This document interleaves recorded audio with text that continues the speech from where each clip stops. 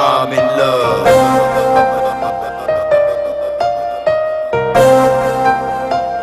ಕನ್ನಡವೆನೆ ಕುಣಿದಾಡುವುದೆನ್ನೆದೆ ಕನ್ನಡವೆನೆ ಕಿವಿ ನಿಮಿರುವುದು.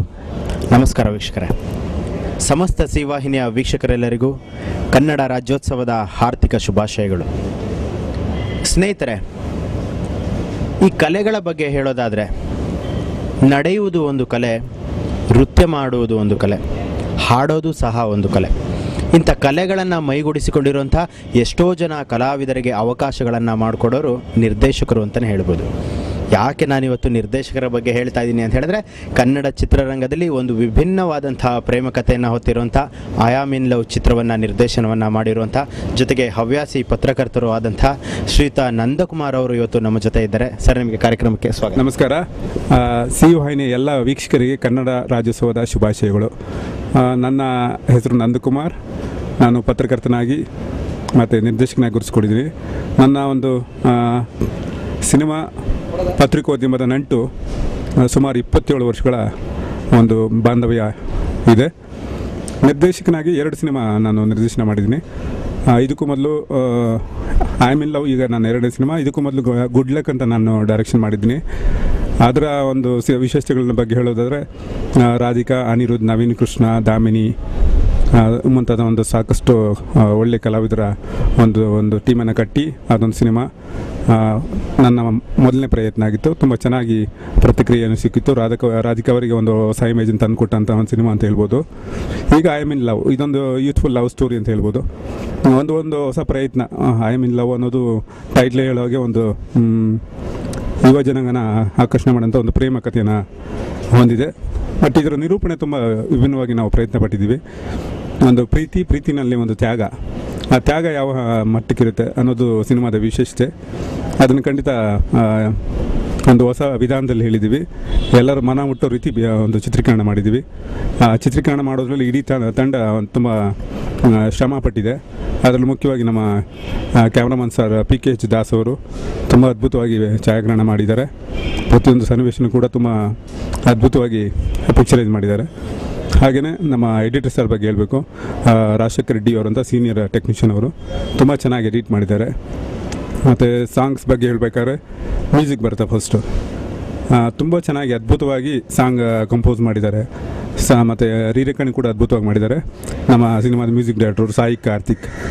ತುಂಬ ಎಕ್ಸಲೆಂಟ್. ಇಡೀ ಸಿನಿಮಾದ ಒಂದು ಕಥೆನ ಜನಕ್ಕೆ ತಲುಪಿಸೋದ್ರಲ್ಲಿ ದೃಶ್ಯಗಳನ್ನು ಜನಕ್ಕೆ ಮನಮುಟ್ಟೋ ರೀತಿಯಲ್ಲಿ ಹೇಳುವಾಗ ಮ್ಯೂಸಿಕ್ ಬಹಳ ಮುಖ್ಯ ಆಗುತ್ತೆ. ಅದನ್ನು ತುಂಬ ಚೆನ್ನಾಗಿ ನಿರ್ವಹಿಸಿದ್ದಾರೆ. ಅಂದರೆ ಇಡೀ ಸಿನಿಮಾ ಚೆನ್ನಾಗಿ ಬಂದಿದೆ ಅನ್ನೋದು ನಿಮ್ಮ ಅಭಿಪ್ರಾಯ? ಖಂಡಿತ. ಅಂದರೆ ಸರ್, ಇದಕ್ಕೆ ಮುಂಚೆ ನೀವು ಪತ್ರಕರ್ತರಾಗಿದ್ರಿ. ಅದಾದ ನಂತರ ಸಿನಿಮಾಗೆ ಬಂದಮೇಲೆ ಗುಡ್ ಲಕ್ ಅನ್ನೋ ಒಂದು ಸಿನಿಮಾನ ನಿರ್ದೇಶನ ಮಾಡಿದ್ರಿ. ಈಗ ಐ ಆಮ್ ಇನ್ ಲವ್ ಅನ್ನೋ ಒಂದು ಚಿತ್ರನ ಮಾಡಿದ್ರೆ, ಈ 2 ನಿರ್ದೇಶನಕ್ಕೂ ನಿಮ್ಗೆ ಏನು ವ್ಯತ್ಯಾಸ ಅನ್ಸುತ್ತೆ? ನನಗೆ ಪತ್ರಿಕೋದ್ಯಮದ ಬಗ್ಗೆ ನನ್ನ ಪರಿಚಯ ಹೇಳ್ಕೊಳ್ಳಬೇಕಾಗುತ್ತೆ. 27 ವರ್ಷದಲ್ಲಿ ನಾನು ಸುಮಾರು 4-5 ವರ್ಷಗಳ ಕಾಲ ಬಿಗಿನಿಂಗಲ್ಲಿ ಲೋಕವಾಣಿ ಅನ್ನೋ ಒಂದು ಪತ್ರಿಕೆಯಲ್ಲಿ ವರದಿಗಾರನಾಗಿ, ಒಂದು ಫೋಟೋಗ್ರಾಫರ್ ಆಗಿ, ಪ್ಲಸ್ ಡಾರ್ಕ್ ವರ್ಕ್ ಮಾಡ್ತಾ ಭಾಳಷ್ಟು ಕೆಲಸಗಳನ್ನ ನಾನು ಹಚ್ಕೊಂಡಿದ್ದೆ. ಎಲ್ಲ ಕೆಲಸಗಳು ಕಲಿಬೇಕು ಅನ್ನೋದು ನನ್ನ ತುಡಿತ ಆಗಿತ್ತು. ಆ ಕೆಲಸಗಳನ್ನ ಕಲಿಯೋದಕ್ಕೆ, ಅಲ್ಲಿ ನಾನು ಭಾಳಷ್ಟು ತಿಳ್ಕೊಳ್ಳೋದಕ್ಕೆ ನನಗೆ ಆ ಲೋಕವಾಣಿ ಅನ್ನೋ ಪತ್ರಿಕೆ ನನಗೆ ಭಾಳನೇ ಒಂದು ಬುನಾದಿಯಾಗಿತ್ತು ನನಗೆ. ಅಲ್ಲಿಂದ ನನ್ನ ಪ್ರಯಾಣ ಶುರುವಾಗಿ ನನ್ನದೇ ಒಂದು ಸ್ವಂತ ಪತ್ರಿಕೆ ಹಲೋ ಗಾಂಧಿನಗರ್ ಅನ್ನೋ ಒಂದು ಪತ್ರಿಕೆ 2000ರಲ್ಲಿ ನಾನು ಸ್ವಂತ ಪತ್ರಿಕೆನ ಶುರು ಮಾಡಿ, ಅಲ್ಲಿಂದ ಒಂದು ಸಿನಿಮಾ ರಂಗದಲ್ಲಿ ಒಂದು ಗಟ್ಟಿಯಾಗಿ ನಿಲ್ಲೋದಕ್ಕೆ ಸಾಧ್ಯ ಆಯಿತು. ಇಡೀ ಚಿತ್ರರಂಗದ ಒಂದು ಗೆಳೆತನ ಮತ್ತು ಅಲ್ಲಿ ಭಾಳಷ್ಟು ಹಿರಿಯರ ನಮ್ಮ ಆತ್ಮೀಯತೆಯನ್ನು ಪಡ್ಕೊಳ್ಳೋಕ್ಕೆ ಸಾಧ್ಯ ಆಯಿತು. ಅದರಲ್ಲಿ ಆ ಒಂದು ಪ್ರಯಾಣದಲ್ಲಿ ಭಾಳ ಮರೆಯೋಕ್ಕಾಗದಿರೋಂಥದ್ದು, ಯಾವತ್ತಿಗೂ ನಾವು ಜೀವನದಲ್ಲಿ ನೆನಪಿಟ್ಕೊಳ್ಳುವಂಥದ್ದು ಅಂದರೆ ಡಾಕ್ಟರ್ ವಿಷ್ಣುವರ್ಧನ್ ಸರ್ ಅವರು. ಅವರ ಒಂದು 15 ವರ್ಷಗಳ ಒಂದು ಒಡನಾಟ ನನಗೆ ಸಾಧ್ಯ ಆಯಿತು. ಒಂದು ಪತ್ರಿಕೋದ್ಯಮಕ್ಕೆ ಬಂದಿದ್ದರಿಂದನೇ, ಮತ್ತು ಪತ್ರಿಕೆಗಳು ಮಾಡ್ತಾ, ಅವರೊಟ್ಟಿಗೆ ಸಂದರ್ಶನಗಳು ಮಾಡ್ತಾ, ವಿಶೇಷವಾದ ಸಂದರ್ಶನಗಳನ್ನೆಲ್ಲ ಸೇರಿಸಿ ಒಂದು ಪುಸ್ತಕ, ನನ್ನ ಹಾಡು ನನ್ನದು ಅನ್ನೋ ಒಂದು ಪುಸ್ತಕನ ತರೋದಕ್ಕೆ ಸಾಧ್ಯ ಆಯಿತು. ಆ ಪುಸ್ತಕ ಓದಿದ ಎಲ್ಲರೂ ಭಾಳ ಮೆಚ್ಕೊಂಡಿದ್ರು. ಇವನ್ ನಮ್ಮ ಸ್ನೇಹಿತರಾಗ್ಬೋದು, ಓದುಗರಾಗ್ಬೋದು, ಇವನು ವಿದೇಶದಲ್ಲಿ ಕೂಡ ಆ ಪುಸ್ತಕನ ಓದಿ ನನಗೆ ಕರೆ ಮಾಡಿ ತುಂಬ ಅಭಿನಂದನೆ ಅಂತ ಹೇಳಿದ್ದಾರೆ ನನಗೆ. ಅದು ಭಾಳ ನನಗೆ ತುಂಬ ಹೆಮ್ಮೆ ಆಯಿತು. ಈ ಒಂದು ಪತ್ರಿಕೋದ್ಯಮ ಬಂದಿದ್ದಕ್ಕೆ ಇಷ್ಟೆಲ್ಲ ಸಾಧ್ಯ ಆಯಿತು ಅನ್ನೋದೊಂದು ನಾನು ಯಾವಾಗಲೂ ಸ್ಮರಿಸ್ತಾ ಇರ್ತೀನಿ. ಸರ್, ವಿಷ್ಣು ಸರ್ ಅವ್ರ ಬಗ್ಗೆ ಒಂದು ಪುಸ್ತಕನ ಬರೆದಿದ್ದೀನಿ ಅಂತ ಹೇಳಿದ್ರೆ, ಯಾಕೆಂತ ಹೇಳಿದ್ರೆ ಅವ್ರ ಜೊತೆಲಿ 15 ವರ್ಷ ಒಡನಾಟ ಇತ್ತು ಅಂತ ಸಹ ಹೇಳಿದ್ರೆ, ಅಂತ ಒಬ್ಬ ಮಹಾನ್ ವ್ಯಕ್ತಿ ಜೊತೆ 15 ವರ್ಷಗಳ ಒಡನಾಟ ಇಟ್ಕೊಳ್ಳೋದು ಅಂದರೆ ತಮಾಷೆ ಮಾತಲ್ಲ. ಅದು ಯಾವ ರೀತಿ ಸಾಧ್ಯ ಆಯಿತು ಸರ್? ನನಗೂ ತುಂಬ ಒಂದೊಂದ್ಸರಿ ಆಶ್ಚರ್ಯ ಆಗುತ್ತೆ, ಒಂದ್ಸರಿ ಹೆಮ್ಮೆ ಆಗುತ್ತೆ ತುಂಬಾ. ಬಟ್ ನನಗೂ ಕೂಡ ಇದೊಂದು ನಿಜವಾಗ್ಲೂ ಒಂದು ಗಿಫ್ಟ್ ಅಂತ ಹೇಳ್ಬೋದು. ದೇವರು ನನಗೆ ನನ್ನ ಜೀವನದಲ್ಲಿ ಒಂದು ಕೊಟ್ಟಿರುವಂಥ ಒಂದು ಕೊಡುಗೆ ಅಂತ ಹೇಳ್ಬೋದು. ಸೊ ಅಷ್ಟು ಒಂದು ಒಬ್ಬ ಕನ್ನಡ ಇಡೀ ಸಿನಿಮಾ ರಂಗದಲ್ಲಿ ನಾವು ಡಾಕ್ಟರ್ ರಾಜ್ಕುಮಾರ್ ಸರ್ ಅವರ ನಂತರ ವಿಷ್ಣು ಸರ್ ಅವರು ಒಂದು ಕನ್ನಡ ಚಿತ್ರರಂಗದ ಒಂದು ಹೆಮ್ಮೆಯ ನಟ ಅಂತ ನಾವೆಲ್ಲರೂ ಹೆಮ್ಮೆಯಿಂದ ಹೇಳ್ತೀವಿ. ಬಿಗಿನಿಂಗಲ್ಲಿ ನಾನು ಪತ್ರಕರ್ತನಾಗಿ ಅವ್ರ ಸಂದರ್ಶನ ಮಾಡೋಕ್ಕೆ ಹೋಗ್ತಾ ಇದ್ದೆ. ಮತ್ತು ಅವ್ರದ್ದೇ ಹೆಸರನ್ನ ಸಾಹಸ ಸಿಂಹ ವಿಷ್ಣುವರ್ಧನ್ ಒಂದು ಪತ್ರಿಕೆ ನಾವು ಪ್ರಾರಂಭಿಸಿದ್ವಿ. 1994 ಆ ಒಂದು ಪತ್ರಿಕೆ ಶುರು ಮಾಡಿದಾಗ ಮೊದಲು ಸರಿ ಆ ಪತ್ರಿಕೆ ವಿಷಯವಾಗಿ ಸರ್ನ ನಾನು ಮೀಟ್ ಆಗಿದ್ದು. ಮತ್ತು ಆ ಪತ್ರಿಕೆ ಒಂದು ಪ್ರಾರಂಭ ಮಾಡ್ತಿದ್ವಿ ನಿಮ್ಮ ಹೆಸರಲ್ಲಿ ಅಂತ ಹೇಳೋಕ್ಕೆ ನಾವು ಮೀಟ್ ಆಗಿದ್ವಿ. ಬಂದು ನಾವು ಒಂದು ಗೆಸ್ಟ್ ಲೈನ್ ಹೋಟೆಲ್ ಅಂತ ಯಮಕಿಂಕರ ಶೂಟಿಂಗ್ ನಡೀತಾಯಿತ್ತು. 1994 ಆಗಸ್ಟ್ 18 ಅವ್ರನ್ನ ಸಂಬಂಧ. ಅದಕ್ಕೂ ಮೊದಲು ನಾನು ಪತ್ರಕರ್ತನಾಗಿ ಭಾಳಷ್ಟು ಸಮಾರಂಭಗಳಲ್ಲಿ ಮೀಟ್ ಆಗಿದ್ದೆ. ಮಾಮೂಲಿಯಾಗಿ ಒಂದು ಪರಿಚಯ ಇತ್ತು ಅಷ್ಟೇ. ಚಿತ್ರರಂಗದ ಬಗ್ಗೆ ಒಡನಾಟ ಇದೆ ನಿಮ್ಮ ಹತ್ರ? ಒಡನಾಟ ಇತ್ತು, 94ಇಂದನೂ ಇತ್ತು.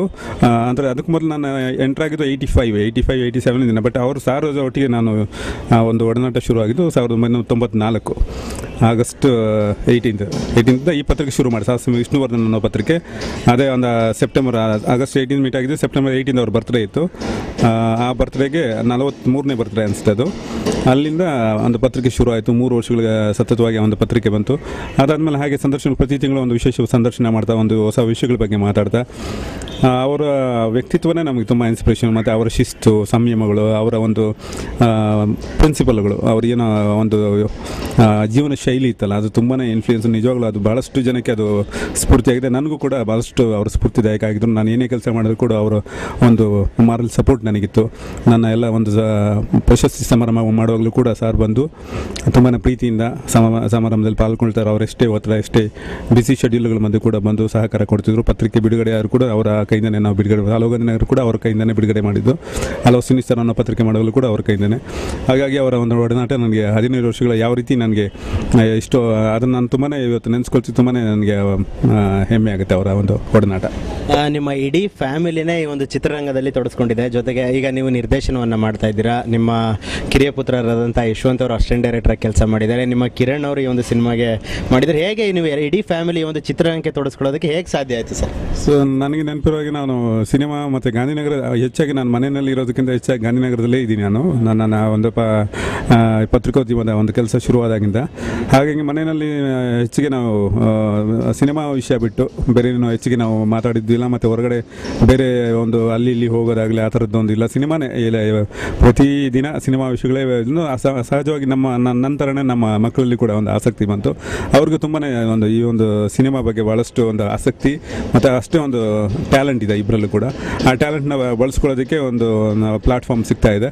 ಹಾಗಾಗಿ ಫಸ್ಟ್ ಗುಡ್ ಲಕ್ನಲ್ಲಿ ಕೂಡ ಒಂದು ಆಗಿನ ಚಿಕ್ಕದಾಗಿ ಇದ್ದಿದ್ದನ್ನ ಒಂದು ಪಾತ್ರನೂ ಮಾಡಿದ್ರು. ನಮ್ಮ ಚಿಕ್ಕ ಹುಡುಗ ಆಗಿದ್ದರೆ ನಮ್ಮ ಕಿರಣ್ ರಾಧಿಕಾ ತಮ್ಮನಾಗಿ ಆ್ಯಕ್ಟ್ ಮಾಡಿದರು. ಅವಾಗಲೂ ಸಹಜವಾಗಿ ಸಿನಿಮಾ ಒಲವಿತ್ತು. ಬಟ್ ಈಗ ಸಾಕಷ್ಟು ಈಗ ಅವರು ಹೀರೋ ಆಗೋ ಒಂದು ಹಂತಕ್ಕೆ ಬೆಳೆದು ನಿಂತ್ಕೊಂಡಿದ್ದಾರೆ. ಈಗ ಶಾರ್ಟ್ಲಿ ಹೀರೋನು ಕೂಡ ಆಗ್ತಾರೆ. ಅವ್ರಿಗೋಸ್ಕರ ಒಂದು ಅಂದರೆ ನಿಮ್ಮ ಮುಂದಿನ ಚಿತ್ರದಲ್ಲಿ ನಿಮ್ಮ ಮಗನೇ ಹೀರೋ ಆಗಿರ್ತಾರೆ. ಹೌದು, ಎಲ್ಲ ಪ್ರಯತ್ನಗಳು ನಡೆದಿದೆ. ಇನ್ನೇನು ಶುರು ಮಾಡಬೇಕು. ಈಗ ಸಾಂಗ್ ಕಂಪೋಸಿಂಗ್ ಕೂಡ ಶುರು ಆಗೋ ಹಂತಕ್ಕೆ ಬಂದಿದೆ. ತುಂಬಾ ಒಂದು ಮಲ್ಟಿ ಟ್ಯಾಲೆಂಟೆಡ್ ಅಂತ ಹೇಳ್ಬೋದು. ಎಲ್ಲ ವಿಷಯಗಳು ಗೊತ್ತಿದೆ. ಎಲ್ಲ ವಿಷಯಗಳನ್ನ ತಿಳ್ಕೊಂಡು ಸಿನಿಮಾಗೆ ಸಂಬಂಧಪಟ್ಟಾಗೆ ಟೆಕ್ನಿಕಲ್ ಆಗಿರ್ಬೋದು ಅಥವಾ ಮತ್ತು ಆ್ಯಕ್ಟಿಂಗ್ ಸಂಬಂಧಪಟ್ಟಾಗಿರ್ಬೋದು ಎಲ್ಲ ವಿಷಯಗಳನ್ನ ತಿಳ್ಕೊಂಡಿರೋಂಥ ಈಗ ಪ್ಲಸ್ ಒಂದು ಏನು ಸಿನಿಮಾಗೆ ಬರ್ಬೇಕಾದ್ರೆ ಏನು ತಯಾರಿ ನಡ್ಕೋಬೇಕು, ಒಬ್ಬ ನಟ ಏನು ತಯಾರಿ ನಡ್ಸ್ಕೊಂಡಿರಬೇಕು, ಅಭಿನಯ ಆಗ್ಬೋದು ಅಥವಾ ನೃತ್ಯ ಆಗ್ಬೋದು, ಸಾಹಸ ಆಗ್ಬೋದು, ಪ್ರತಿಯೊಂದನ್ನು ಕಲ್ತ್ಕೊಂಡು ತುಂಬಾ ಸಿನಿಮಾಗೋಸ್ಕರ ಮಾರ್ಷಲ್ ಆರ್ಟ್ನ ಪ್ರಾಕ್ಟೀಸ್ ಮಾಡ್ಕೊಂಡಿದ್ದಾರೆ, ಕಲರಿ ಕಲ್ತ್ಕೊಂಡಿದ್ದಾರೆ. ಪ್ಲಸ್ ಡ್ಯಾನ್ಸ್ ಅಂತೂ ಚಿಕ್ಕ ಹುಡುಗನಿಂದನೂ ಅದ್ಭುತವಾದ ಒಬ್ಬ ಡ್ಯಾನ್ಸರ್ ಅಂತಲೇ ಎಲ್ಲರೂ ಹೇಳ್ತಾರೆ. ನಮಗೆ ಕೂಡ ಒಂದು ಅವ್ರ ಟ್ಯಾಲೆಂಟ್ ಬಗ್ಗೆ ತುಂಬಾ ಆಶ್ಚರ್ಯ, ಸಂತೋಷ ಎರಡೂ ಇದೆ. ಪ್ಲಸ್ ನಮ್ಮ ಚಿಕ್ಕ ಮಗ ಯಶವಂತ್ ಅವರು ಟೆಕ್ನಿಕಲಿ ತುಂಬ ಸೌಂಡ್ ಇದೆ. ಪ್ಲಸ್ ಟೆಕ್ನಿಕಲಿ ತಾಂತ್ರಿಕವಾಗಿ ಎಲ್ಲ ವಿಷಯಗಳನ್ನ ತಿಳ್ಕೋಬೇಕು ಅನ್ನೋ ಒಂದು ತುಡಿತ. ಅದರಲ್ಲಿ ಈಗ ಒಂದು ಎಡಿಟಿಂಗ್ ಆಗ್ಬೋದು ಅಥವಾ ಒಂದು ಸಾಂಗ್ ಕಂಪೋಸಿಂಗ್ ಆಗ್ಬೋದು ಅಥವಾ ಮತ್ತು ವಿಷುವಲ್ ಎಫೆಕ್ಟ್ಸು, ಆಫ್ಟರ್ ಎಫೆಕ್ಟ್ಸ್ನೆಲ್ಲ ವರ್ಕ್ ಮಾಡೋದಾಗ್ಬೋದು. ಕಂಪ್ಯೂಟರ್ ನಾಲೆಡ್ಜು ತುಂಬಾ ಇದೆ. ಹಾಗಾಗಿ ಪ್ಲಸ್ ನನ್ನ IML ಸಿನಿಮಾದಲ್ಲಿ ಅಸಿಸ್ಟೆಂಟ್ ಡೈರೆಕ್ಟರ್ ಆಗಿ ತುಂಬ ಚೆನ್ನಾಗಿ ಕೆಲಸ ಕಲ್ತ್ಕೊಂಡ್ರು. ಪ್ಲಸ್ ಈಗ ಒಂದು ಸಾಹಿತ್ಯನೂ ಒಂದು ಸಾಂಗ್ ಫಸ್ಟ್ ಟೈಮ್ ಒಂದು ಅವರೇ ಇಷ್ಟಪಟ್ಟು ಆ ಟ್ಯೂನ್ ಇಷ್ಟಪಟ್ಟು ನಾನು ಆ ಸಾಂಗ್ ಬರಿತೀನಿ ಅಂತ ಹೇಳಿ ನನ್ನಿಂದ ಒಂದು ಪದನೂ ಸ್ಫೂರ್ತಿ ತಗೊಳ್ದೆ.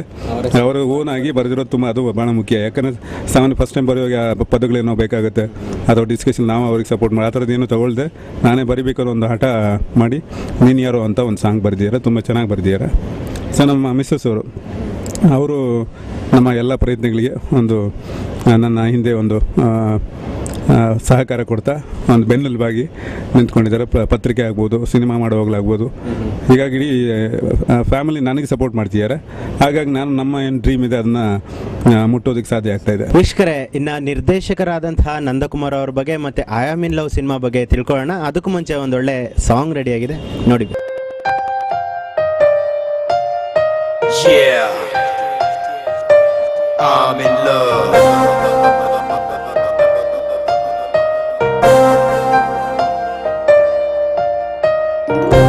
ಕುಂತರು ನಿಂತರು ನಿನ್ನದೇ ತುಂತುರು, ಯಾರ ನೀ ಏನೇ ನಿನ್ನ ಹೆಸರು, ಎದೆಯಲಿ ಪಾದಾರ್ಪಣೆ ನೀ ಮಾಡಿದೆ, ಲೋಕಾನ ಬದಲಿಸಿ ಒಲವಿನ ಆಲೋಚನೆ ನೀ ನೀಡಿದೆ, ಹೃದಯನ ಕಬಳಿಸಿ ಮನಸಲಿ ಪ್ರೀತಿ ಮನಸಲಿ ಪ್ರೀತಿ ಪ್ರೀತಿ ಮನಸಲಿ ಆಗಿದೆ.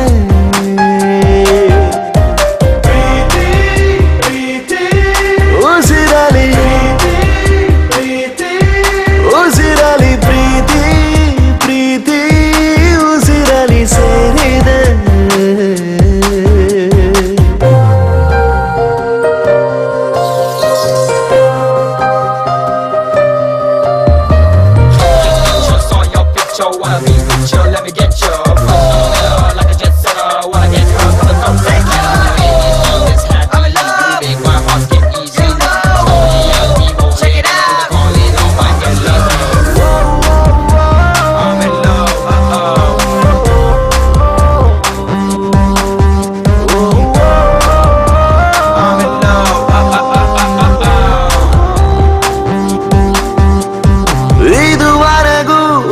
ನೋಡಿರದಂಥ ಸಾಮಾನು ಉಸಿರಲಿ ಬೆರೆದ ಸೂಚನೆ. ಒಂದು ಸಿನಿಮಾ ಅಂದರೆ ಅದು ಒಂದು ರೀತಿ ಮುದ್ದು ಮಗು ಇದ್ದಂತೆ ಅಂತಲೇ ಹೇಳ್ಬೋದು. ಯಾಕೆ ಅಂತ ಹೇಳಿದ್ರೆ ನಿರ್ದೇಶಕರು ಮತ್ತು ನಿರ್ಮಾಪಕರು ಆ ಒಂದು ಸಿನಿಮಾಕ್ಕೆ ತಂದೆ ತಾಯಿಗಳು ಅಂತಲೇ ಹೇಳ್ಬೋದು. ಅಂಥ ಒಂದು ಸಿನಿಮಾವನ್ನು ರಚನೆಯನ್ನು ಮಾಡಿರೋರು ಅಂತವರು ನಂದಕುಮಾರ್ ಸರ್ ಅವರು. ಒಂದು ಲವ್ ಕಾನ್ಸೆಪ್ಟನ್ನು ಇಟ್ಕೊಂಡು ತುಂಬ ಒಳ್ಳೆ ಕಥೆನ ಮಾಡಿದ್ದೀವಿ ಅಂತ ಹೇಳ್ತಾರೆ. ಬನ್ನಿ ಈ ಸಿನಿಮಾ ಬಗ್ಗೆ ಅವರ ಮನಸ್ಸಲ್ಲಿ ಏನಿದೆ, ಅಂದರೆ ಜನ ಯಾವ ರೀತಿ ಅಸೆಪ್ಟ್ ಮಾಡ್ತಾರೆ ಅಂತ ಅಂದ್ಕೊಂಡಿದ್ದಾರೆ ಅನ್ನೋದನ್ನು ಅವ್ರ ಬಾಯಿಂದನೇ ಕೇಳೋಣ. ತುಂಬ ಒಳ್ಳೆಯ ಪ್ರಶ್ನೆ ಕೇಳಿದ್ರಿ. ಈ ಒಂದು ಐ ಆಮ್ ಇನ್ ಲವ್ ಸಿನಿಮಾದ ಒಂದು ಸಂಪೂರ್ಣವಾದ ವಿವರಗಳನ್ನ ಕೊಡೋದಕ್ಕೆ ನೀವು ಒಂದು ಅವಕಾಶ ಮಾಡಿಕೊಡ್ತಾರೆ. ತುಂಬ ಥ್ಯಾಂಕ್ಸ್ ನಿಮಗೆ. ಸೊ ಈ ಒಂದು I am in love cinema ಬಗ್ಗೆ ಹೇಳೋದಾದರೆ, ಕನ್ನಡದ ಮಟ್ಟಿಗೆ ಇತ್ತೀಚಿನ ಒಂದು ಪ್ರೇಮ ಕಥೆಗಳಲ್ಲಿ ಇದು ಖಂಡಿತ ಒಂದು ವಿಭಿನ್ನವಾದ ಒಂದು ಪ್ರೇಮ ಕಥೆ ಅಂತ ಹೇಳ್ಬೋದು. ಯಾಕೆಂದರೆ ಒಂದು ಪ್ರೀತಿಗೋಸ್ಕರ ಏನೆಲ್ಲ ಪ್ರಯತ್ನ ಪಡ್ತಾರೆ ಒಬ್ಬ ನಾಯಕ ನಾಯಕಿ, ಆಮೇಲೆ ಏನೆಲ್ಲ ಏರುಪೇರುಗಳು ಬರುತ್ತೆ, ಏನೆಲ್ಲ ತೊಡಕುಗಳು ಬರುತ್ತೆ, ಆ ತೊಡಕುಗಳನ್ನೆಲ್ಲ ದಾಟಿ ಮುಂದೆ ಹೋಗಿ ಹ್ಯಾಪಿ ಎಂಡಿಂಗ್ ಆಗುತ್ತೆ ಅಥವಾ ಟ್ರಾಜಿಡಿ ಎಂಡಿಂಗ್ ಆಗುತ್ತೆ. ಅದು ಸಹಜವಾಗಿ ಬರ್ತಿರುವಂಥ ಕಥೆಗಳು. ಇದರಲ್ಲಿ ಅನ್ಎಕ್ಸ್ಪೆಕ್ಟೆಡ್ ಆಗಿ ಒಂದು ತುಂಬಾ ಅನಿರೀಕ್ಷಿತವಾಗಿ ಒಂದು ಹುಡುಗಿ ಪಾಸ್ ಆಗ್ತದೆ. ಒಂದು ಹೀರೋ ಒಂದು ಫೋಟೋ ಕ್ಲಿಕ್ ಮಾಡೋ ಟೈಮಲ್ಲಿ ಒಂದು ಹೀರೋಯಿನ್ ಕ್ರಾಸ್ ಆಗೋದು, ಅಲ್ಲಿ ಜಸ್ಟ್ ಫಸ್ಟ್ ಒಂದು ನೋಡಿದ ತಕ್ಷಣ ಅಷ್ಟೇ ಮತ್ತೆ ಅವರು ಮೀಟ್ ಆಗ್ತಾರಲ್ಲೋ ಗೊತ್ತಿಲ್ಲ, ಅದು ಮತ್ತೆ ಅನ್ಎಕ್ಸ್ಪೆಕ್ಟೆಡ್ ಆಗಿ ಮತ್ತೆ ಭೇಟಿಯಾಗಿ ಈ ಥರದ್ದೊಂದು ಅನಿರೀಕ್ಷಿತ ಭೇಟಿ ಒಂದು ಸ್ನೇಹಕ್ಕೆ ಮತ್ತು ಪ್ರೀತಿ ಒಂದು ಗಾಢತೆ, ಆ ಪ್ರೀತಿನಲ್ಲಿ ಬಿರುಕು ಬಿಟ್ಟಾಗ ಇನ್ನೇನು ಆ ಪ್ರೀತಿನ ಪಡ್ಕೊಳ್ಳೋಕ್ಕೋಸ್ಕರ ಎಷ್ಟೆಲ್ಲ ಪ್ರಯತ್ನ ಪಡ್ತಾರೆ ಈ ನಾಯಕ ನಾಯಿಗೆ. ಪ್ರೀತಿ ಇನ್ನೇನು ಸಿಕ್ಬಿಡುತ್ತೆ ಅನ್ನುವಾಗ ಅಲ್ಲಿ ಒಂದು ಏನು ತಿರುವು ತಗೊಳುತ್ತೆ, ಆ ಅದು ತ್ಯಾಗಕ್ಕೆ ಒಂದು ಲಿಂಕ್ ಆಗುತ್ತೆ. ಆ ತ್ಯಾಗನೇ ನಮ್ಮ ಇಡೀ ಸಿನಿಮಾದ ಒಂದು ಜೀವಾಳ. ಕೊನೆ ಒಂದು ಅರ್ಧ ಗಂಟೆ ಸಿನಿಮಾ ಹೀರೋಯಿನ್ಗೋಸ್ಕರ ತ್ಯಾಗ ಮಾಡ್ತಾನೆ, ಯಾವ ರೀತಿ ತ್ಯಾಗ ಮಾಡ್ತಾನೆ, ಅವನ ಪ್ರೀತಿ ಎಷ್ಟು ಗಟ್ಟಿಯಾಗಿತ್ತು. ಅಂದರೆ ಈ ಸಿನಿಮಾ ಒಂದು ಟ್ರಾಜಿಡಿಲಿ ಎಂಡ್ ಆಗುತ್ತೆ. ಟ್ರಾಜಿಡಿ ಅಂತ ಖಂಡಿತ ಈಗಲೇ ನಾನು ಅದನ್ನ ಹೇಳಲ್ಲ, ಯಾಕಂದರೆ ಸಿನಿಮಾದ ನಿರೂಪಣೆ ಆಗಿದೆ. ಟ್ರಾಜಿಡಿ ಅಂತ ಅನ್ಸಲ್ಲ, ಅದು ಖಂಡಿತ ಟ್ರಾಜಿಡಿ ಅನ್ಸಲ್ಲ. ಪ್ರೀತಿನೇ ಕಾಣುತ್ತೆ ಅಲ್ಲಿ, ಪ್ರೀತಿ ಮತ್ತು ತ್ಯಾಗ ಕಾಣುತ್ತೆ. ಮತ್ತು ನಾವು ಒಂದು ನಿಜವಾದ ಪ್ರೀತಿ ಹೇಗಿರುತ್ತೆ ಅನ್ನೋದು ನೋಡ್ಬೋದು ಈ ಸಿನಿಮಾದಲ್ಲಿ. ಒಂದು ಹೀರೋ ಒಂದು ಕ್ಯಾರೆಕ್ಟ್ರು ಹೀರೋಯಿನ್ ಬಗ್ಗೆ ಎಷ್ಟೆಲ್ಲ ಪ್ರೀತಿ ಮಾಡ್ತಾರೆ, ಆ ಪ್ರೀತಿನಲ್ಲಿ ಎಷ್ಟೆಲ್ಲ ಒಂದು ತೀವ್ರತೆ ಇರುತ್ತೆ ಅದನ್ನು ನೋಡ್ಬೋದು. ಆಮೇಲೆ ಅವರ ಕಲಾವಿದರ ಬಗ್ಗೆ ನಾನು ಹೇಳಲೇಬೇಕು. ಈ ಒಂದು ಪಾತ್ರದಲ್ಲಿ ಮಹೇಶ್ ನಾಯಕ ನಟರಾಗಿ ನಟಿಸಿದ್ದಾರೆ. ಫಸ್ಟ್ ಟೈಮ್ ಆ್ಯಕ್ಟ್ ಮಾಡಿದ್ದಾರೆ ತೆರೆ ಮೇಲೆ. ತುಂಬ ಚೆನ್ನಾಗಿ ಆ್ಯಕ್ಟ್ ಮಾಡಿದ್ದಾರೆ. ತುಂಬ ಚೆನ್ನಾಗಿ ಎಲ್ಲ ದೃಶ್ಯಗಳಾಗ್ಬೋದು, ಸಾಹಸ ಆಗ್ಬೋದು, ನೃತ್ಯ ಆಗ್ಬೋದು, 3 ವಿಷಯದಲ್ಲಿ ಚೆನ್ನಾಗಿ ಮಾಡಿದ್ದಾರೆ. ಅವರು ಹೊಸ ನಟ ಅಂತ ಹೇಳೋಕ್ಕಾಗಲ್ಲ, ಅಷ್ಟು ನೈಜವಾಗಿ ಈಗ ಸಿನಿಮಾದಲ್ಲಿ ನಾವು ಹಿರೇಕಣಿಗೆ ಜೊತೆ ಸಿನಿಮಾ ನೋಡಿದಾಗ ತುಂಬಾ ಖುಷಿ ಆಯಿತು ನಮಗೆ. ಹೀರೋ ಹೊಸಬರು ಮತ್ತು ಹೀರೋಯಿನ್ ಕೂಡ ಕಾವ್ಯ ಶೆಟ್ಟಿ ಅಂತ ಫಸ್ಟ್ ಟೈಮ್ ಅವರು ಕೂಡ ಆ್ಯಕ್ಟ್ ಮಾಡಿದ್ದಾರೆ.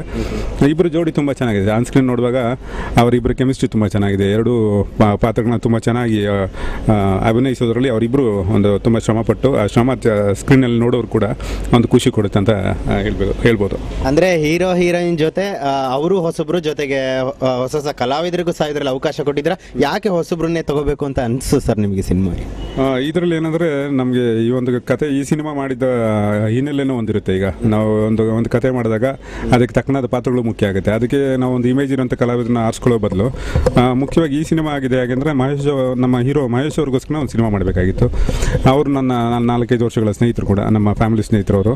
ಅವರವರು ನಮ್ಮೊಟ್ಟಿಗೆ ಒಂದು ಸಿನಿಮಾ ಮಾಡಬೇಕಂತ ಆಸೆ ಪಟ್ಟರು. ಆ ರೀತಿಯ ಪ್ರಯತ್ನ ಆಯಿತು. ಅದಕ್ಕೆ ತಕ್ಕನಾಗಿ ನಿರ್ಮಾಪಕರು, ನಮ್ಮ ತುಂಬ ಒಳ್ಳೆಯ ನಿರ್ಮಾಪಕರವರು, ಶ್ರೀಮತಿ ಲಲಿತಾ ಚೆನ್ನಾರೆಡ್ಡಿ ಅವರು ಅಂತ, ಅವರು ನಮಗೆ ತುಂಬಾ ಸಹಕಾರ ಕೊಟ್ಟು ಈ ಒಂದು ಸಿನಿಮಾದ ಕತೆ ಕೇಳಿ ಭಾಳ ಇಷ್ಟ ಆಯಿತು ಅವ್ರಿಗೆ. ಕಥೆನ ಸಿನಿಮಾ ಮಾಡೋಕ್ಕೆ ಹೊರಟಾಗ ಸೊ ಆ ಒಂದು ಪಾತ್ರಕ್ಕೆ ಒಂದು ಇಮೇಜ್ ಇಲ್ಲ. ನೀವು ಕೇಳಿದಾಗೆ ಹೀರೋ ಪಾತ್ರ ಹೊಸಬ್ರು ಅಂತ, ಅವರಿಗೆ ಒಂದು ಯಾವುದೇ ಇಮೇಜ್ ಇಲ್ಲ. ಹೊಸ ಹೀರೋ ಈ ಪಾತ್ರ ಕೂಡ ಹಾಗೇನೆ ಯಾವುದೇ ಇಮೇಜ್ ಇಲ್ಲದೆ ನೋಡ್ತಾರೆ ಆಡಿಯನ್ಸು.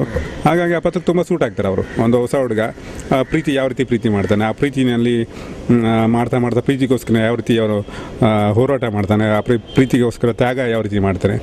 ಹಾಗಾಗಿ ಹೊಸ ಕಲಾವಿದರಿಗೆ ಸೂಕ್ತ ಅನಿಸ್ತು ನಮಗೆ. ಆಮೇಲೆ ಹೀರೋಯಿನ್ ಕೂಡ ಒಂದು ಹೊಸ ಮುದ್ದಾದ ಮುಖ ಬೇಕಾಗಿತ್ತು. ಒಂದು 20 ಹೀರೋಯಿನ್ಗಳು ನೋಡಿದ್ವಿ. ಅದರಲ್ಲಿ ಕಾವ್ಯ ಶೆಟ್ಟಿ ಅವರ ಆ ಮುಖಕ್ಕೆ, ನಮಗೆ ಆ ಒಂದು ಪಾತ್ರಕ್ಕೆ ಒಂದೊಂದು ಮುಖ ಅನಿಸ್ತು. ಹಾಗಾಗಿ ಅವ್ರನ್ನ ಮತ್ತೆ ನೇಹ ಅಂತ ಒಂದು ಹೊಸ ಹುಡುಗಿನ ಇಂಟ್ರೊಡ್ಯೂಸ್ ಮಾಡಿದ್ವಿ. ಪ್ಲಸ್ ನೀವು ಕೂಡ ಒಂದು ಸಣ್ಣ ಪಾತ್ರದಲ್ಲಿ ಕಾಣಿಸ್ಕೊಂಡಿದ್ದಾರೆ. ನಿಮಗೂ ಕೂಡ ನಮ್ಮ ಸಿನಿಮಾದಲ್ಲಿ ಒಂದು ಅವಕಾಶ ಕೊಡೋದಕ್ಕೆ ನಮಗೂ ಖುಷಿ ಆಯಿತು. ನೀವು ಚೆನ್ನಾಗಿ ನಿರ್ವಹಿಸಿದ್ದೀರ ಅದನ್ನು. ಸಣ್ಣ ಪಾತ್ರ ಆದರೂ ಕೂಡ ನೀವು ಪ್ರೀತಿಯಿಂದ ಮಾಡಿದ್ದೀರಾ ಅದನ್ನು. ಅದಕ್ಕೆ ಭಾಳ ಖುಷಿ ಆಯ್ತು ನನಗೆ. ನೀವು ಡಬ್ಬಿಂಗ್ ಕೂಡ ಮಾಡಿದ್ದೀರಾ. ಹಾಗೆ ಒಂದೊಂದು ಖುಷಿ ಅಂದರೆ ಹೊಸಬರಿದ್ದಾಗ ಕೆಲವು ಇದು ನಿಜವಾಗ್ಲೂ ಭಾಳ ಖುಷಿ ಆಗುತ್ತೆ. ಕೆಲವು ಪಾತ್ರಗಳು ಆಡಿಯನ್ಸ್ಗೆ ಹೊಸದಾಗಿರುತ್ತೆ ನೋಡೋಕ್ಕೆ. ಈ ಸಿನಿಮಾದಲ್ಲಿ ಬರೀ ಹೊಸಬರು ಮಾತ್ರನಲ್ಲ, ರಮೇಶ್ ಭಟ್ ಸರ್ ಇದ್ದಾರೆ, ತುಂಬ ಹಿರಿಯ ಕಲಾವಿದರು. ಆಮೇಲೆ ತಿಲಕ್ ಸರ್ ಇದ್ದಾರೆ, ಧರ್ಮ ಸರ್ ಇದ್ದಾರೆ, ರಶ್ಮಿ ಅಂತ ಇದ್ದಾರೆ, ಅವರು ಕೂಡ ಹೀರೋಯಿನ್ ಆಗಿ ಮಾಡಿದ್ದಾರೆ. ಮತ್ತು ಮಾಲತಿ ಸರ್ ದೇಶಪಾಂಡೆ ಅವರು ಸಾಕಷ್ಟು ಅನುಭವಿ ಕೆಲವರು ನಮ್ಮ ಸಿನಿಮಾದಲ್ಲಿ ಆ್ಯಕ್ಟ್ ಮಾಡಿದ್ದಾರೆ. ಹೀರೋಯಿನನ್ನು ಮುಖ್ಯವಾಗಿ ಹೊಸ ಪಾತ್ರಗಳು ಅಂತ ಹೇಳ್ಬೋದು. ಆ ಪಾತ್ರಕ್ಕೆ ಖಂಡಿತ ಐಎಂಎಲ್ ಸಿನಿಮಾದ ಹೀರೋಯಿನ್ ಪಾತ್ರಕ್ಕೆ ಇಬ್ಬರು ಹೊಸ ಕಲಾವಿದರು ತುಂಬ ಚೆನ್ನಾಗಿ ಆ್ಯಕ್ಟ್ ಮಾಡಿದ್ದಾರೆ ಅಂತ ನೋಡಿದ್ರು ಕೂಡ ಅನ್ಸುತ್ತೆ. ಯಾಕಂದರೆ ಈ ಸಿನಿಮಾದ ಹೆಸರು ಕೇಳಿದ್ರೆ ಐ ಆಮ್ ಇನ್ ಲವ್, ಇದೊಂದು ಲವ್ ಕಾನ್ಸೆಪ್ಟ್ ಸಿನಿಮಾ ಅಂತಲೇ ಹೇಳ್ಬೋದು. ಈ ಸಿನಿಮಾದಲ್ಲಿ ಎಷ್ಟು ಸಾಂಗ್ಸ್ ಮಾಡಿದ್ದೀರಾ, ಎಷ್ಟು ಫೈಟ್ಸ್ ಇದೆ, ಇದ್ರ ಬಗ್ಗೆ ಏನು ಹೇಳ್ತೀರಾ? ಸಾಂಗು 5 ಸಾಂಗ್ ಇದೆ. 5 ಸಾಂಗಲ್ಲಿ ಹೀರೋ ಇಂಟ್ರೊಡಕ್ಷನ್ ಸಾಂಗ್ ಒಂದಿದೆ, ಕುಂತರು ನಿಂತರು ಅಂತ, ಮತ್ತು ಪರಿ ಅಂತ ಒಂದು ಡ್ಯೂಯೆಟ್ ಸಾಂಗ್ ಇದೆ. ಮತ್ತು ಇನ್ನೊಂದು ಒಂದು ಸಾಂಗ್ ನಾನು ಬರೆದಿದ್ದೀನಿ, ಅದು ಬಂದು ಸಿನಿಮಾದ ಕೊನೆಯಲ್ಲಿ ಬರುತ್ತೆ, ಪ್ಯಾಥೋ ಸಾಂಗು. ತುಂಬ ಆ ಒಂದು ಇಡೀ ಕಥೆಗೆ ಆ ಒಂದು ಸಾಂಗ್ ಒಂದು ರೆಪ್ರೆಸೆಂಟ್ ಮಾಡ್ತಾರೆ. ಅದು ಕೂಡ ತುಂಬ ಚೆನ್ನಾಗಿ ನನಗೆ ರೆಸ್ಪಾನ್ಸ್ ಸಿಕ್ಕಿದೆ ಈಗಾಗಲೇ. ಕಡಲ ಮೇಲೆ ತೇಲುವ ಒಂಟಿ ಅಲೆಗೆ ಪಾಡಿದು ಪ್ರಯತ್ನ ಪಡ್ತೀನಿ. ಕಡಲ ಮೇಲೆ ತೇಲುವ ಒಂಟಿ ಹಲಗೆ ಪಾಡಿದು, ಬೀಳೋ ಗೋಡೆ ಮೇಲಿನ ಒಂಟಿ ಗುಬ್ಬಿ ಹಾಡಿದು, ಒಡೆದು ಹೋದ ಕನ್ನಡಿ ಒಡೆಲ ನೋವಿಗೆ ಮುನ್ನುಡಿ, ಬೇಡ ಎಂದು ಘರ್ಷಣೆ ಬದುಕೆ ನಿನಗೆ ಅರ್ಪಣೆ. ಈ ರೀತಿ ಶುರು ಆಗುತ್ತೆ. ತುಂಬ ಚೆನ್ನಾಗಿದೆ ಸರ್. ಯಾಕಂದರೆ ಫಸ್ಟ್ ಟೈಮ್ ಕೇಳ್ತಾ ಇದ್ರೆ ನಮ್ಗೆ ಒಂದು ರೀತಿ ಸಂತೋಷ ಆಗ್ತಾ ಇದೆ. ಅದರ ಜೊತೆಗೆ ನಿಮ್ಮ ಕಿರಿಯ ಪುತ್ರರಂತ ಯಶವಂತ್ ಅವರು ಸಹ ಒಂದು ಸಾಂಗ್ನ ಬರೆದಿದ್ದಾರೆ. ಅದು ಯಾವ ಥರ ಸಾಂಗು? ಅಂದರೆ ಅದು ಒಂದು ಲವ್ ಥರ ಪ್ಯಾಥೋ ಸಾಂಗ್, ಡ್ಯೂಯೆಟ್. ಅದು ನಮ್ಮ ಮಗ ಯಶವಂತ್ ಅವರು ಒಂದು ಬರೆದಿರುವಂಥ ಹಾಡು, ನೀನು ಯಾರೋ ಅಂತ.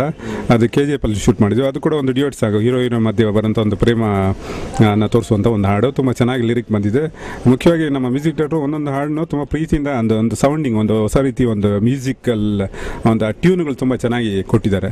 ಅವ್ರು ತುಂಬ ಪ್ರೀತಿಯಿಂದ ಕೂತ್ಕೊಂಡು, ನಾವೆಲ್ಲ ಸಾಂಗ್ ಕಂಪೋಸಿಂಗ್ನಲ್ಲಿ ಕೂಡ ನಾವೆಲ್ಲ ಕೂತ್ಕೊಂಡಿದ್ವಿ. ಅಲ್ಲಿಂದನೇ ಒಂದು ಹಾಡುಗಳು ಚೆನ್ನಾಗಿ ಬರೋಕ್ಕೆ ಸಾಧ್ಯ ಆಯಿತು. 5 ಹಾಡುಗಳಿದ್ದಾವೆ. ಪರಿ ಸಾಂಗನ್ನು ನಮ್ಮ ಕವಿರಾಜ್ ಅವರು ಬರೆದಿದ್ದಾರೆ. ಸಾಹಿತ್ಯದ ಬಗ್ಗೆ ಹೇಳಬೇಕು, ಈ ಸಿನಿಮಾದ ಹಾಡುಗಳು ತುಂಬ ಚೆನ್ನಾಗಿ ಬಂದಿರೋ ಕಾರಣ ಮ್ಯೂಸಿಕ್ ಜೊತೆಗೆ ಸಾಹಿತ್ಯ ಕೂಡ.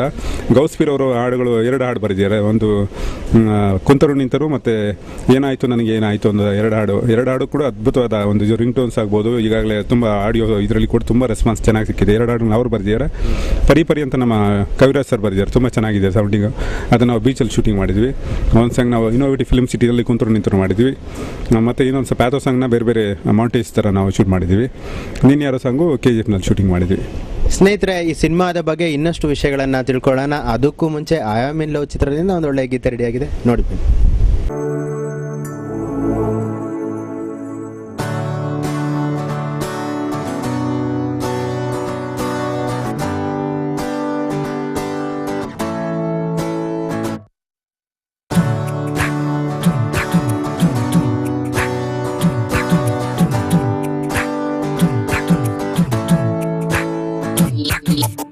ಏನಾಯ್ತು ನನಗೆ ಏನಾಯ್ತು, ಸೂಚನೆ ನೀಡದೆ ಹೃದಯವು ಜಾರೋಯ್ತು.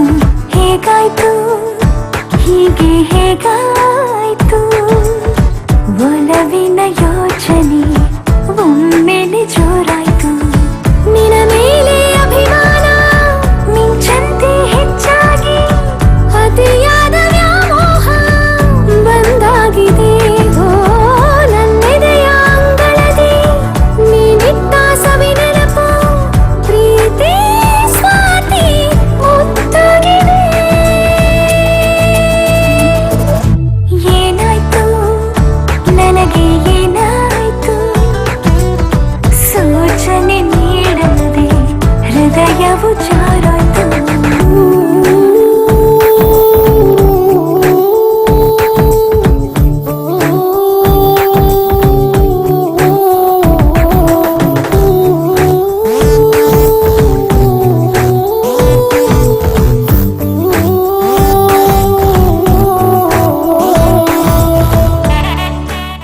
ಐ ಆಮ್ ಇನ್ ಲವ್ ಚಿತ್ರದ ಗೀತೆಗಳು ಈಗಾಗಲೇ ಟಿವಿಗಳಲ್ಲಿ ನೀವು ನೋಡ್ತಾ ಇದ್ದೀರಾ, ಸಾಕಷ್ಟು ಪ್ರಖ್ಯಾತಿಯನ್ನು ಹೊಂದಿದೆ.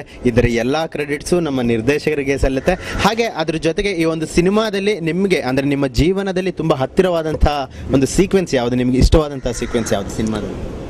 ಸಿನಿಮಾದಲ್ಲಿ ನನಗೆ ಒಂದು ಹೀರೋ ಅವನ ಪ್ರೀತಿ ಸಿಗದೆ ಹೋದಾಗ ಅನಿಸುತ್ತೆ ಅವನ ಬಗ್ಗೆ ಅವನಿಗೇನೋ ಒಂದೇನೋ ಭಾಳ ದುಃಖ ಆಗುತ್ತೆ. ಅಂದರೆ ನಾನು ಯಾಕೆ ಈ ಪ್ರೀತಿ ಎಲ್ಲೋ ನನಗೆ ಸಿಗ್ತಲ್ಲ, ನಾನು ಸೋತ್ಬಿಟ್ಟು ನಾ ಪ್ರೀತಿ ಪಡ್ಕೊಳ್ಳೋದ್ರಲ್ಲಿ ಅನ್ನುವಾಗ ಏನೋ ಒಂದು ನಿರ್ಧಾರ ತಗೊಳ್ಳೋಕ್ಕೆ ಬರ್ತದೆ. ಆ ಒಂದು ಸಮಯದಲ್ಲಿ ಅವನೇನು ಅಂದ್ಕೊಳ್ತಾನಲ್ಲ, ಆ ಫೀಲಿಂಗ್ಸ್ ನನಗೆ ಭಾಳ ಎಮೋಷನ್ಸ್ ಭಾಳ ನನಗೆ ಇಷ್ಟ ಆಯಿತು. ನನಗೆ ಆ ಕ್ಯಾರೆಕ್ಟರ್ ಫೀಲ್ ಮಾಡೋದಾಗಲಿ ಮತ್ತು ಆ ಹೀರೋಯಿನ್ ಪ್ರೀತಿ ಅವನ ಮನಸ್ಸಲ್ಲಿ ಏನಿದೆ ಆ ಒಂದು ವಿಷಯ ತುಂಬ ಚೆನ್ನಾಗಿ ನಾನು ಒಂದು ಡೈಲಾಗ್ ಬರೆಯೋವಾಗಲಿ ಆ ಸೀಕ್ವೆನ್ಸ್ನ ಶೂಟ್ ಮಾಡೋವಾಗಲಿ ತುಂಬ ಚೆನ್ನಾಗಿ ಒಂದು ಡಿಸೈಡ್ ಮಾಡ್ತಾನೆ. ಈ ಪ್ರೀತಿ ಅಂದರೆ ಪ್ರಪಂಚನ ಬೇಡ ಅನ್ನೋ ಮಟ್ಟಕ್ಕೆ ಅನಿಸುತ್ತಲ್ಲ ಒಬ್ಬ ಮನುಷ್ಯನಿಗೆ ಪ್ರೀತಿ ಸಿಗದೆ ಹೋದಾಗ ಈ ಪ್ರಪಂಚ ಎಷ್ಟು ಎಲ್ಲ ಶೂನ್ಯ ಅಂತ ಅನಿಸ್ಬಿಡುತ್ತೆ. ಆ ಒಂದು ಸೀಕ್ವೆನ್ಸ್ ತುಂಬ ಚೆನ್ನಾಗಿ ನನಗೆ ಟಚ್ ಆಗಿ. ಈ ಥರದ್ದು ಭಾಳಷ್ಟು ಸನ್ನಿವೇಶಗಳಿದೆ. ಅಂದರೆ ಆ ಹುಡುಗಿ ಪ್ರೀತಿ ವಿಷಯ ಹೇಳುವಾಗ ಆ ಹುಡುಗಿ ಬೆಳೆದಿದ್ದ ರೀತಿಯೇ ಒಂದಿರುತ್ತೆ. ನೀನು ಅಂದರೆ ಪ್ರಪಂಚ ನೀನು ಅದನ್ನೇ ಅನ್ಕೋಬೇಡ, ಎಲ್ಲ ಕಡೆ ಎದುರಿಸೋರು ಎಲ್ಲ ಕಡೆ ಇರ್ತಾರೆ, ನಾವೇ ಧೈರ್ಯ ತಂದ್ಕೋಬೇಕಂತ ಒಂದು ಆ ಹುಡುಗಿನ ಧೈರ್ಯ ತುಂಬ ಒಂದು ಸನ್ನಿವೇಶ ಇದೆ. ಅದು ನಂದಿ ಹಿಲ್ಸಲ್ಲಿ ನಾವು ಮಾಡಿದ್ವಿ. ಅದು ತುಂಬ ಚೆನ್ನಾಗಿದೆ. ಆ ಸೀಕ್ವೆನ್ಸ್ ಇಷ್ಟ ಆಗಿ ಈ ಥರದ್ದು ಭಾಳಷ್ಟಿದೆ. ಮತ್ತು ರಮೇಶ್ ಭಟ್ ಸರ್ ಅಲ್ಟಿಮೇಟಾಗಿ ಹೇಳ್ಬೇಕಂದ್ರೆ ಕ್ಲೈಮ್ಯಾಕ್ಸಲ್ಲಿ ಒಂದಷ್ಟು ಡೈಲಾಗ್ ಹೇಳ್ತಾರೆ. ಮತ್ತು ಧರ್ಮ ಸರ್ದು ಒಂದು ಡೈಲಾಗ್ ಇದೆ. ಅಂದರೆ ಪ್ರೀತಿಗೆ ಒಂದು ಮೆಸೇಜ್ ಥರ ಇದೆ ಅಲ್ಲಿ. ಪ್ರೀತಿಸೋರಿಗೆ ಈ ಎರಡು ಪಾತ್ರಗಳು ಹೇಳೋಂಥ ಮೆಸೇಜ್ ಇದೆಯಲ್ಲ, ಅದು ತುಂಬ ಟಚ್ ಆಗಿದೆ. ಆ ಟಚಿಂಗ್ ವಿಷಯಗಳಂತ ಅನ್ಸುತ್ತೆ. ಈ ಸಿನಿಮಾದಲ್ಲಿ ಫೈಟಿಂಗ್ಸ್ ಎಲ್ಲ ಯಾವ ರೀತಿ ಆಗಿದೆ ಸರ್? ಅಂದರೆ ಎಷ್ಟು ಫೈಟ್ಸ್ನ ಇಟ್ಟಿದ್ದೀರಾ? ಆ ಫೈಟ್ಸ್ ಎಲ್ಲ ಯಾವ ರೀತಿ ಬಂದಿದೆ? ಯಾರು ಫೈಟ್ ಮಾಸ್ಟರ್ ಯಾರು? ಇದರಲ್ಲಿ ಇದು ಬೇಸಿಕ್ಕಾಗಿ ಲವ್ ಸ್ಟೋರಿ ಆಗಿರೋದ್ರಿಂದ ಇದರಲ್ಲಿ 2 ಫೈಟ್ ಮಾತ್ರ ಇದೆ. 2 ತುಂಬ ಚೆನ್ನಾಗಿ ಬಂದಿದೆ. ಒಂದು ರೈನ್ ಎಫೆಕ್ಟ್ ಅಂತಲೇ ಒಂದು ವಿಶೇಷವಾಗಿಲ್ಲ ಅನ್ನೋ ಕಾರಣಕ್ಕೆ ಒಂದು ರೈನ್ ಫೈಟ್ ಮಾಡಿದ್ದೀವಿ. ಅದನ್ನು ಕೌರವ್ ವೆಂಕಟೇಶ್ವರ್ ಚೆನ್ನಾಗಿ ಪಿಕ್ಚರೈಸ್ ಮಾಡಿದ್ದಾರೆ. ನಮ್ಮ ಹೀರೋ ಮಹೇಶ್ವರ್ ಕೂಡ ತುಂಬ ಚೆನ್ನಾಗಿ ಅದರಲ್ಲಿ ಫೈಟರ್ಸ್ ಎಲ್ಲ ಇದ್ದಾರೆ. ಅದೇ ಫೈಟಲ್ಲಿ ನೀವು ಕೂಡ ಕಾಣಿಸ್ಕೊಳ್ಳೋದು. ಆಮೇಲೆ ಇನ್ನೊಂದು ಫೈಟ್ ಬಂದು ಜಾನಿ ಮಾಸ್ಟರ್ ಮಾಡಿದ್ದಾರೆ. ಅದು ಬಂದು ಇಂಟರ್ವಲ್ ಪಾಯಿಂಟಿಗೆ ಮೊದಲು ಒಂದು ಫೈಟ್ ಬರುತ್ತೆ. ಅದರಲ್ಲಿ ಧರ್ಮ ಸರ್ ಕೂಡ ಅಲ್ಲಿ ಎಂಟ್ರ್ ಆಗ್ತಾರೆ. ಆ ಫೈಟಲ್ಲಿ ಅಲ್ಲಿ ಕೂಡ ಫೈಟರ್ಸ್ ಇದ್ದಾರೆ. ಅದಕ್ಕೆ ಒಂದು ಸ್ಟಡಿ ಕ್ಯಾಮ್ ಯೂಸ್ ಮಾಡಿದ್ವಿ. ತುಂಬ ಚೆನ್ನಾಗಿ ಬಂದಿದೆ. 2 ಫೈಟ್ಗಳು ತುಂಬ ಚೆನ್ನಾಗಿದೆ. ಆ್ಯಕ್ಷನ್ ನಮಗೆ ಒಂದು ಏನು ಬೇಕು ಎಲ್ಲ ಪ್ರೀತಿ ಮತ್ತು ಸೆಂಟಿಮೆಂಟ್ಸು ಜೊತೆಗೆ ಆಡಿಯನ್ಸ್ ನೋಡೋರಿಗೆ ಒಂದು ಇದು ಆ್ಯಕ್ಷನ್ ಕೂಡ ಬೇಕಂತೇಳಿ ಆ 2 ಆ್ಯಕ್ಷನ್ ಕೂಡ ತುಂಬ ಚೆನ್ನಾಗಿ ಪ್ರೆಸೆಂಟ್ ಆಗಿದೆ. ಅಂದರೆ ಇಡೀ ಸಿನಿಮಾ ಒಂದು ತುಂಬಾ ಚೆನ್ನಾಗಿ ಬಂದಿದೆ ಅಂತ ಹೇಳೋದಕ್ಕೆ ಇಷ್ಟಪಡ್ತೀರಾ? ಖಂಡಿತ. ಇಡೀ ಒಂದು ಎಂಟರ್ಟೈನರ್ ಅಂತ ಹೇಳ್ಬೋದು ನಾವು. ಬಟ್ ಎಲ್ಲ ನೋಡುವಾಗ ಒಂದು ಅದೇ ಇಡೀ ಕಥೆ ನೋಡಿ ಸಿನಿಮಾಯಿಂದ ಹೊರಗಡೆ ಇದೊಂದು ಒಳ್ಳೆ ಎಂಟರ್ಟೈನರ್. ಯಾವುದೇ ಒಂದು ಬೋಧನೆ ಹೇಳೋದಾಗಲಿ ಅಥವಾ ಏನೋ ಒಂದು ತುಂಬ ಬೋರಿಂಗ್ ವಿಷಯಗಳನ್ನ ಟಚ್ ಮಾಡೋದಾಗಲಿ ಆ ಥರ ಇದ್ದಿಲ್ಲ.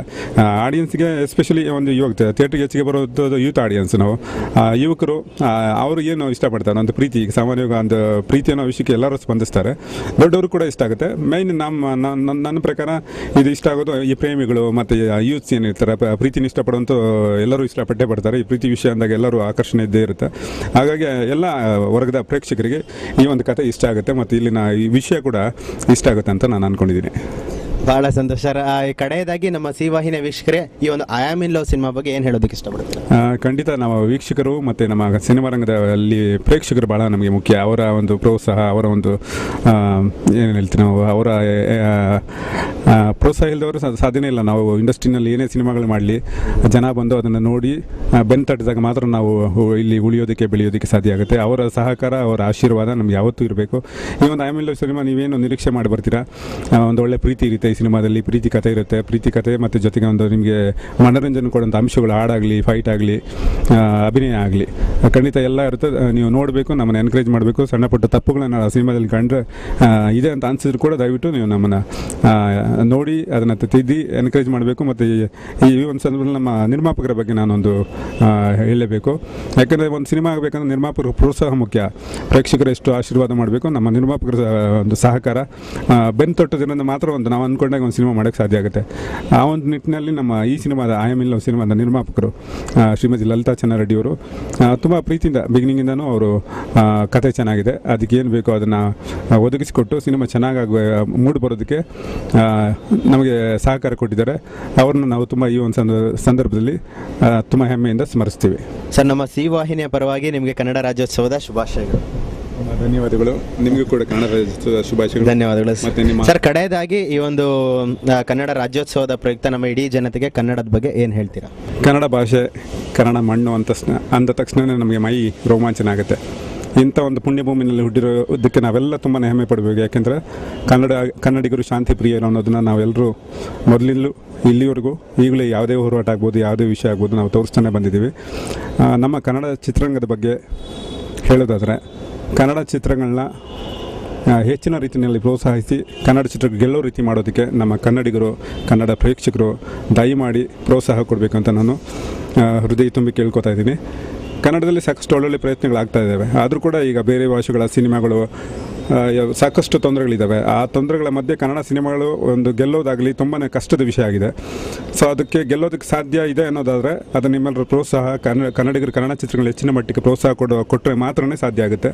ಪ್ರಯತ್ನಗಳಂತೂ ಖಂಡಿತ ನಡೀತಾ ಇದೆ. ಕನ್ನಡ ಚಿತ್ರ ಬೇರೆ ಯಾವುದೇ ಭಾಷೆಗೂ ಸಾಟಿ ಇಲ್ಲದಾಗೆ ಕನ್ನಡದಲ್ಲಿ ಅದ್ದೂರಿ ಸಿನಿಮಾಗಳಾಗ್ಬೋದು ಮತ್ತು ಹೊಸ ಪ್ರಯತ್ನಗಳಾಗ್ಬೋದು ನಡೀತಾ ಇದೆ. ನಮ್ಮ ತಂತ್ರಜ್ಞರು ಕೂಡ ಒಂದು ಹೊಸ ಅದ್ಭುತವಾದ ಪರಿಣಾಮಕಾರಿಯಾಗಿ ಚಿತ್ರಗಳನ್ನ ಮಾಡ್ತಾ ಇದ್ದಾರೆ. ಸೊ ನೀವೊಂದು ನಿಮ್ಮ ಪ್ರೀತಿ, ಒಂದು ಬೆಂಬಲ ಕನ್ನಡ ಚಿತ್ರಗಳಿಗೆ ಸಿಕ್ಕಿದರೆ ಖಂಡಿತ ಇನ್ನೂ ಎತ್ತರಕ್ಕೆ ನಾವು ನಮ್ಮ ಚಿತ್ರರಂಗ ಬೆಳೆಯೋದಕ್ಕೆ ಸಾಧ್ಯ ಆಗುತ್ತೆ. ಈ ಒಂದು ಕನ್ನಡ ರಾಜ್ಯೋತ್ಸವದ ಸಂದರ್ಭದಲ್ಲಿ ದಯಮಾಡಿ ನಾನು ನಿಮ್ಮಲ್ಲಿ ಕಳಕಳಿಯಿಂದ ಕೇಳ್ಕೊಳ್ಳೋದೇನೆಂದರೆ, ಕನ್ನಡ ಚಿತ್ರಗಳನ್ನ ಪ್ರೋತ್ಸಾಹಿಸಿ, ಕನ್ನಡ ಚಿತ್ರಗಳನ್ನ ಹೆಚ್ಚಿನ ರೀತಿಯಲ್ಲಿ ಕುಟುಂಬ ಸಮೇತ ಬಂದು ನೋಡಿ ಕನ್ನಡ ಚಿತ್ರಗಳನ್ನ ಗೆಲ್ಲಿಸಬೇಕು ಅಂತ ಕೇಳ್ಕೊತೀನಿ. ಸ್ನೇಹಿತರೆ, ನೋಡಿದ್ರಲ್ಲ, ನಿಜವಾಗ್ಲೂ ಬಹಳನೇ ಸಂತೋಷ ಆಯಿತು. ಒಬ್ಬ ಯುವ ನಿರ್ದೇಶಕರು, ಹೊಸ ನಿರ್ದೇಶಕರು ಇವತ್ತು ಒಂದು ಒಳ್ಳೆ ಚಿತ್ರವನ್ನು ನಮ್ಮ ಕನ್ನಡ ಒಂದು ಚಿತ್ರರಂಗಕ್ಕೆ ಕೊಡುಗೆಯಾಗಿ ನೀಡ್ತಾ ಇದ್ದಾರೆ ಅಂತ ಹೇಳಿದ್ರೆ ತಪ್ಪಾಗೋದಿಲ್ಲ. ಇನ್ನು ಕನ್ನಡ ಚಿತ್ರರಂಗದಲ್ಲಿ ಈಗ ಹೊಸ ಚಿತ್ರಗಳು ಬರ್ತಾ ಇವೆ. ಆ ಚಿತ್ರಗಳ ಜೊತೆಗೆ ಈ ಒಂದು ಸಿನಿಮಾದ ಮಾಡೋರಿಗೆ ಒಂದು ರೀತಿ ಅಹಂ ಹೆಚ್ಚು ಅಂತ ಹೇಳ್ತಾರೆ. ಆದರೆ ನಂದಕುಮಾರ್ ಸರ್ ಅವ್ರ ಬಗ್ಗೆ ಹೇಳೋದಾದರೆ ನಿಜವಾಗ್ಲೂ ಒಂದು ರೀತಿ ಸಹನೆಯ ಮೂರ್ತಿ ಅಂತಲೇ ಹೇಳಬೇಕು. ಯಾಕೆಂತ ಹೇಳಿದ್ರೆ ನಾವು ಪ್ರಥಮವಾಗಿ ನಂದಕುಮಾರ್ ಅವ್ರನ್ನ ಭೇಟಿಯಾದಾಗ ಅಮರನಾಥ್ ಅವ್ರ ಸರ್ ಕಡೆಯಿಂದ ನಾವು ಅವ್ರ ಪರಿಚಯ ಇಲ್ಲದೆ ಇದ್ರು ಸಹ ನಮ್ಮನ್ನು ಬಹಳ ಒಂದು ರೀತಿ ತುಂಬು ಹೃದಯದಿಂದ ಬರಮಾಡಿಕೊಂಡ್ರು. ನಿಜವಾಗ್ಲೂ ಇದು ಅವರ ಒಂದು ರೀತಿ ಸಹನೆಯನ್ನು ಎತ್ತಿ ತೋರಿಸುತ್ತೆ ಅಂತಲೇ ಹೇಳ್ಬೋದು. ಇಂಥ ಒಳ್ಳೊಳ್ಳೆ ನಿರ್ದೇಶಕರು ನಮ್ಮ ಕನ್ನಡ ಚಿತ್ರರಂಗಕ್ಕೆ ಬರಲಿ. ಮುಂದಿನ ದಿನಗಳಲ್ಲಿ ಇನ್ನೂ ಒಳ್ಳೊಳ್ಳೆ ಚಿತ್ರಗಳು ಅವರಿಂದ ಬರಲಿ. ಐ ಆಮ್ ಇನ್ ಲವ್ ಚಿತ್ರ ಯಶಸ್ವಿಯಾಗಲಿ ಅಂತ ಹಾರೈಸ್ತಾ ನಮ್ಮ ಇವತ್ತಿನ ಕಾರ್ಯಕ್ರಮವನ್ನು ಮುಗಿಸ್ತಾ ಇದ್ವಿ. ಮತ್ತೊಮ್ಮೆ ನಮ್ಮ ಎಲ್ಲ ಸಿ ವಾಹಿನಿಯ ವೀಕ್ಷಕರೆಲ್ಲರಿಗೂ ಕನ್ನಡ ರಾಜ್ಯೋತ್ಸವದ ಶುಭಾಶಯಗಳನ್ನು ತಿಳಿಸ್ಕೊಡ್ತಾ ಕಾರ್ಯಕ್ರಮವನ್ನು ಮುಗಿಸ್ತಾ ಇದ್ದೀನಿ. ಧನ್ಯವಾದಗಳು.